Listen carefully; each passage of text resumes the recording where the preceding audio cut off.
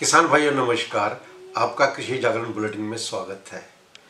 आपको एक बताने में खुशी हो रही है कि हमारे जो मुख्य संपादक हैं MC डोमिनिक जी, उनको विशेष तौर पर आमंत्रित किया गया है फ्रांस के अंदर एक ऐसी प्रदर्शनी में जो कि अंगूर उगाने की खेती करती है। वो चरागा जो आप देखते हैं कि चारा वगैरह पैदा करने की खेती करती है, या ऐसे लोग जो कि वहाँ पे इसी से रिलेटेड चीज़ें लेके आएंगे, जिसमें कि किस तरीके से प्लांट लगाया जाए, किस तरीके से वाइन बनाई है। दुनिया भर के लोग जो है वो खाने के साथ पानी या बियर पीते हैं, लेकिन वाइन भी पीते हैं। और ये किस तरीके से बनाया जाता है आपको बता दें कि ये जो इवेंट होने जा रहा है, ये प्रदर्शनी 15 से 17 जनवरी को फ्रांस के अंदर एंजर्स के अंदर होगी। इसका नाम है सिवाल, जिसमें विशेष तौर पे आमंत्रित है कृषि जागरण के मुख्य संपादक MC डोमिनिक जी। उनके आने के बाद हम वहाँ की कई तस्वीरें जो अच्छी अच्छी होंगी आपको दिखा पाएंगे। जब आपको ये पता लगेगा कि इस तरह की विशेषता वाली जो एक प्रदर्शनी है उसके अंदर क्या क्या हो सकता है, वहाँ पे एक पारंपरिक जो कृषि है उसके बारे में नहीं बताया जाएगा। ये बताया जाएगा कि किस तरीके से आप हटके जो सब्जी है, जैसे कि हम जो पारंपरिक आलू उगाते हैं या कुछ और चीज़ें उगाते हैं, उसकी जगह पे ब्रोकली या कोई और चीज़ें जो विशेष वाली सब्जी है जिससे ज़्यादा पैसे कमाए जा सकते हैं, इसके बारे में जानकारी दी जाएगी।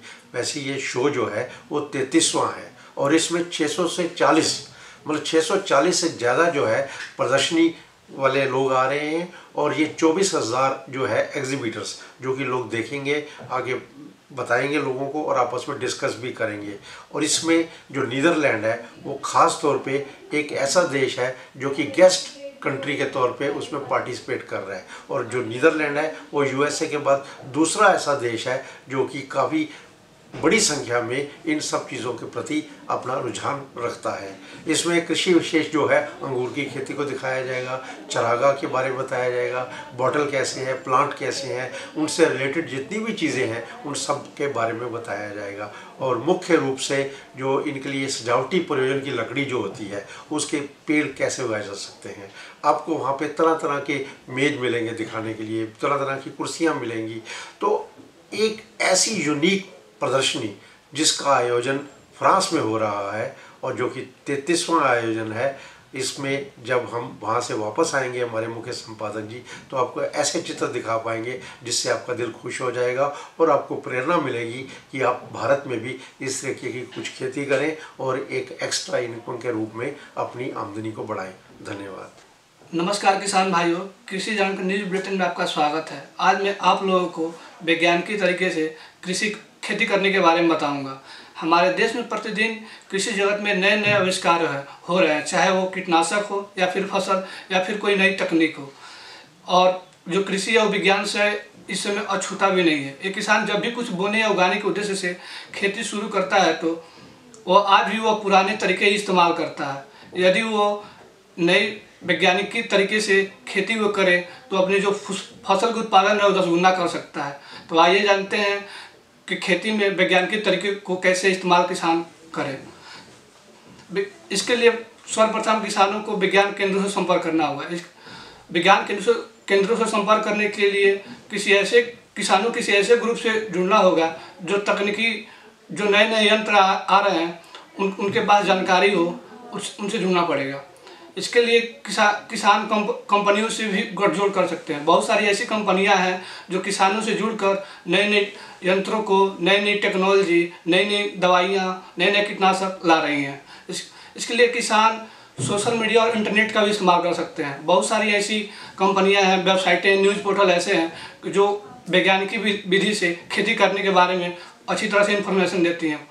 ऐसी ही और खबरों की जानकारी पाने के लिए आप हमारे न्यूज़ पोर्टल कृषिजागरण.com पर विजिट कर सकते हैं। धन्यवाद। नमस्कार किसान भाइयों, आज मैं आपको बताने जा रहा हूँ कि कच्चा प्याज जो होता है उसको खाने के आप क्या क्या फ़ायदे हो सकते हैं।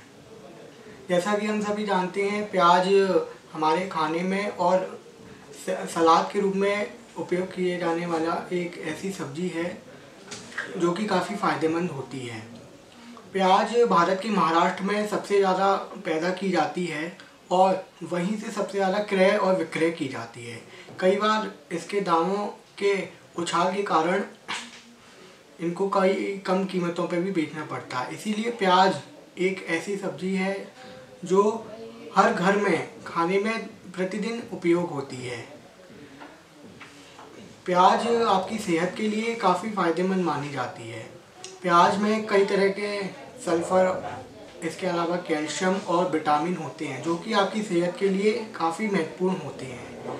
तो हम आपको बता रहे हैं क्या हैं प्याज के फ़ायदे। अगर आप प्याज को खाएंगे तो आप लू से बचाव कर सकते हैं। इसके अलावा कैंसर जैसी अगर आपको कोई बीमारी है तो कैंसर से बचाव के लिए प्याज आपकी मदद कर सकता है। इसके अलावा प्याज को खाने से आपकी जो प्रतिरोधक क्षमता है वह भी बढ़ सकती है। प्याज में इस तरीके के सल्फ़र ऑक्साइड होते हैं जो आपकी शरीर की रोग प्रतिरोधक क्षमता को बढ़ाने में काफ़ी सहायता प्रदान करते हैं। इसके अलावा किडनी से संबंधित बीमारी से जूझने में प्याज काफ़ी मदद करता है।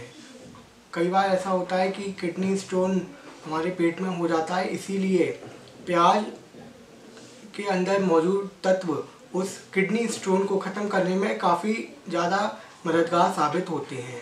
इसी तरह से प्याज को खाने से आपको कई तरह के कैल्शियम और विटामिन अच्छी मात्रा में प्राप्त होते हैं। इसीलिए ज़्यादा से ज़्यादा प्याज का सेवन आपकी सेहत के लिए काफ़ी लाभकारी है और कोशिश कीजिए कि आप प्याज का सेवन सलाद में ज़्यादा से ज़्यादा करें ताकि आपकी सेहत को भरपूर फ़ायदा हो। इसी तरह अगर आपको लाइफस्टाइल से जुड़ी कुछ और खबरें चाहिए तो आप हमारे कृषि जागरण पोर्टल पर जाकर पूरी जानकारी प्राप्त कर सकती हैं। धन्यवाद। नमस्कार, इस वक्त बुलेटिन में आपका स्वागत है। आज हम बात करेंगे कर्ज माफी के बारे में। आगामी लोकसभा चुनाव के मद्देनजर जहां राजनीतिक पार्टियां कमजोर और अन्य योजनाओं के नाम पर सियासी जमीन पर अपनी पकड़ मजबूत करने में लगी हैं, तो वहीं कुछ राज्यों के किसान कर्ज माफी के लिए सड़कों पर उतर रहे हैं। दरअसल जिला प्रबंधक कॉम्प्लेक्स के सामने भारतीय किसान यूनियन क्रांतिकारी की तरफ से केंद्र में पंजाब सरकार के खिलाफ रोष प्रदर्शन करके जमकर नारेबाजी कर रहे हैं। इस दौरान भारतीय किसान यूनियन क्रांतिकारी की ओर से एडिशनल डिप्टी कमिश्नर को पंजाब के मुख्यमंत्री कैप्टन अमरिंदर सिंह के नाम ज्ञापन भी सौंप दिया है। इस मौके पर क्रांतिकारी किसान यूनियन के जिला अध्यक्ष ने कहा है कि पंजाब के नशे का दरिया बह रहा है। यह नशा राजनीतिक, पुलिस व गुंडा गठबंधन द्वारा कथित तौर पर युवाओं को परोसा जा रहा है। तो वहीं भारतीय किसान यूनियन के प्रदेश सचिव ने कहा है कि गरीब मजदूर, किसान व अन्य गरीब लोग जब बैंकों से कर्ज लेते हैं तो उनसे मजबूरन 3 गारंटियां ली जाती हैं। पहली जमीन या घर की रजिस्ट्री, फिर गारंटी डालने के बाद से उनसे हस्ताक्षर किए जाते हैं। उन्होंने आगे कहा कि उनकी मुख्यमंत्री पंजाब में नशे पर रोक लगाकर जो नशे की तस्करी कर रहे हैं उन पर शिकंजा कसा जाएगा। बैंकों के द्वारा खाली चेक लेने बंद किए जाएंगे तथा लोगों से पहल की जाएगी कि चेक वापस किए जाएं। जो पशु लावारिस उनकी धड़क पर शुरू की जाएगी। इस दौरान सरकार व प्रशासन को चेतावनी देते हुए कहा कि उनकी मांगों को जल्द पूरा किया जाएगा तो किसान संघर्ष और तेज करने के लिए मजबूर होंगे। धन्यवाद। नमस्कार किसान भाइयों, कृषि जागरण के मौसम के बुलेटिन में आपका स्वागत है। जम्मू और कश्मीर के ऊपर एक चक्रवाती हवाओं का क्षेत्र बना हुआ है। इन्हीं चक्रवाती हवाओं से प्रेरित होकर एक नया विक्षोभ या यूं कह लें कि एक वायुमंडलीय विक्षोभ राजस्थान और उससे सटे इलाके पाकिस्तान पर भी बना हुआ है। ऐसी एक हवाओं का क्षेत्र कोमरीन इलाकों की तरफ भी बना हुआ है। अगर हम पिछले 24 घंटे के दौरान दर्ज किए हुए मौसम की बात करते हैं तो फिर देश के ज़्यादातर भागों में हल्की मध्यम गति की बारिश देखने को मिली है। जम्मू कश्मीर में बर्फबारी के साथ भी बारिश देखने को मिली है। हिमाचल प्रदेश और उत्तराखंड के पहाड़ी इलाकों में बर्फबारी की अधिक बारिश देखने को मिली है। पश्चिम राजस्थान और अंडमान निकोबार द्वीप समूह के 1 या 2 हिस्सों में थोड़ी धीमी गति की बारिश मिली है।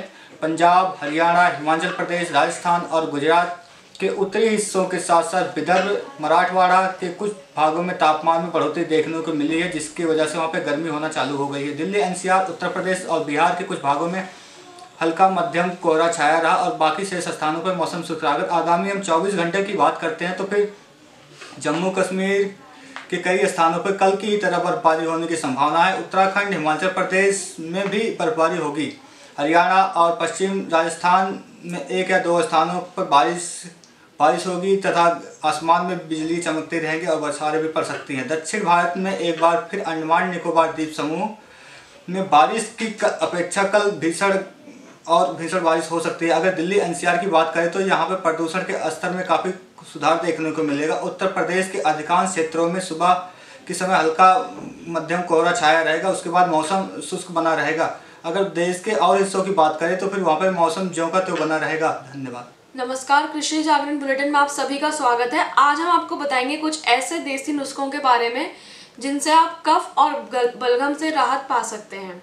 हमारे खान पान से हमारे शरीर को ऊर्जा मिलती है। ऊर्जा के साथ हमारे शरीर में पचे हुए भोजन का कचरा या मल भी मौजूद होता है। इस मल या अतिरिक्त भोजन की हमारे शरीर को कोई आवश्यकता नहीं होती। ज़रूरी है कि ये मल या कचरा नियमित रूप से हमारे शरीर से बाहर आता रहे। आपको बता दें, बीमारियों की शुरुआत सबसे पहले बलगम या कफ के जमने से होती है और धीरे धीरे ये हमारे ध्वास नालिका, फेफड़े और चेहरे पर जमना शुरू हो जाती है। शरीर में बलगम का अधिक मात्रा में जम जाना नज़ले का रूप ले लेता है। जानते हैं इससे बचने के अनेक घरेलू नुस्खे। स्टीम या भाप लें। करने का सही तरीका है, एक केतली या बर्तन में पानी गर्म करें और उसे उबालने के लिए छोड़ दें। फिर इसमें तुलसी की 8 से 10 पत्तियां डाल दें। जब पानी उबलने लगे तो केतली बंद कर दें और उस बर्तन को किसी सुरक्षित जगह रखकर किसी तौलिए या गर्म कपड़े से खुद को ढक लें और गहरी सांस लें। इससे श्वास नली में जमा कफ बाहर निकलकर आने लगेगा। लौंग यूं तो अक्सर भोजन में परोसने के लिए होती है, परंतु यह एक असरदार औषधि भी है। आपको करना बस इतना है कि लौंग को तवे पर भून लें और भुनने के बाद इसे ठंडा होने दें। कुछ देर के बाद इस लौंग को मुंह में रखें। ऐसा करने से गले और फेफड़े में जमा कफ बाहर आ जाएगा और आपको राहत मिलेगी। इसलिए दूध, दही और मक्खन से परहेज रखें ताकि आपका जमा हुआ कफ और बलगम बाहर आ सके। धन्यवाद। नमस्कार, कृषि जागरण के बुलेटिन में आपका स्वागत है। आज हम बात करेंगे कि चालू वित्तीय वर्ष 2018 से 19 के दौरान चावल से जुड़े क्षेत्रों के लिए कुछ अच्छी खबर नहीं है। पहले 8 महीने अप्रैल से नवंबर तक के दौरान बासमती चावल के निर्यात में लगभग 5.25% की गिरावट आकर 24.9 लाख टन का निर्यात हुआ है। एपीडी के वरिष्ठ अधिकारी के अनुसार चालू वित्त वर्ष में पहले 8 महीने के दौरान चावल निर्यात घटकर 25 लाख टन हुआ। पिछले वर्ष की वित्तीय समय अवधि में 25 लाख टन का निर्यात हुआ था। आरबीएल लिमिटेड एक निर्यात कंपनी के डायरेक्टर मित्तल जी कहते हैं कि आगे बासमती चावल के निर्यात में तेजी तो आएगी, लेकिन पिछले वर्ष 2017 से 18 के 40 लाख टन से लगभग 2-3 लाख की गिरौती होगी। धन्यवाद।